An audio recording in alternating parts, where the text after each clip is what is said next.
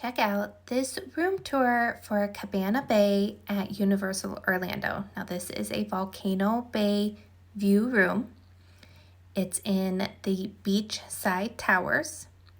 And you guys, it was gorgeous. So fun. The attention to detail, perfect. There I am. Hello. This is the bathroom. Nice large shower.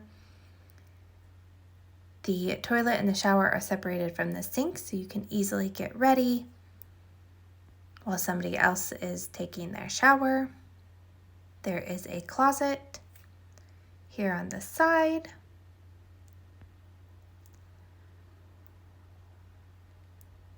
Dresser with a nice TV. There is a mini fridge in that dresser.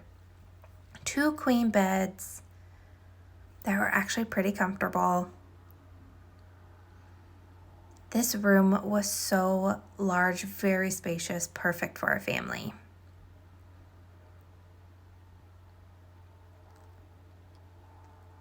And let me show you the best part. This view